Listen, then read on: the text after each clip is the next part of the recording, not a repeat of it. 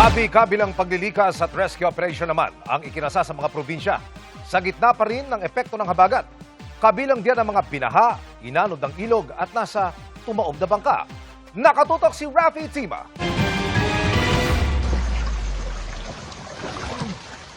Apat na rescuer ang nagtulong-tulong sa gitna ng dilim para maisakay sa bangka ang isang senior citizen sa isang barangay sa Sablayan Occidental, Mindoro na binaha hanggang baywang. Palalay po. Opo. Walang balik tayo, may balik ka? Wala. Balot ng kumot naman ang ilikas ng isang bata habang iniilawan lang ng flashlight. Wala yung bata. Agad ding inilikas sa mga apektadong pamilya sa Abra de Ilog matapos umapaw ang ilog doon. Bukod sa mga bata, binuhat din ng mga senior citizen. Inilikas sila sa municipal gymnasium para matiyak ang kanilang kaligtasan. Ngayon magbabangka kami dahil talagang mataas ang tubig. Sa mga lagpas bewang na raw Tapos malakas pa ang agos.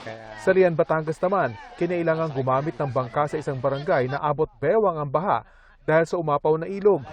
Ayan guys, talagang hanggang lagpas bewang ang tubig. Pwede naman naming lakarin guys, kaya lang sa palaran, mahirap na. Sayang, mahalaga ang buhay.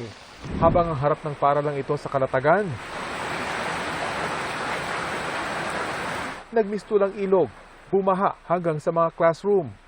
Nagkabitak-bitak naman at nawasak ang dike sa barangay San Isidro, Tarlac City na ayon kay Youth Cooper Saifuddin Gamukaya ay nitong Pebrero lang natapos. Ang nasirang bahagi ng dike, nilagyan muna ng City Hall ng mga sandbag. Sa Inabanga, Bohol, sinagip ang isang Amerikano matapos lumubog ang kanyang sailing katamaran dahil sa malakas na alon at hangin. Maayos naman ang kalagayan ng Amerikano na galing pa sa Ilocos Region. Nagpabaha rin ang mga pag-ulan sa White Beach sa Puerto Galera, kaya lumikas sa mga residente. Sa San Mateo, Rizal naman, natumba kahapon ang isang estudyante dahil sa rumaragas ang tubig mula sa bundok.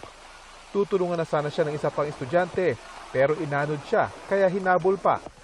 Nasagip din ang tinangay na estudyante kalaunan. Sa gitna naman ng rumaragas ang baha, may naisip ang isang truck driver sa Antipolo, Rizal para makadaan ng maliliit na sasakyan. Yan! Binarahan pala ni Kuya. Okay, good. Ang kanyang truck ginamit niyang pangharang sa rumaragas ng tubig na may kasamang bato at putik galing sa bundok. Impact ng pressure ng tubig po.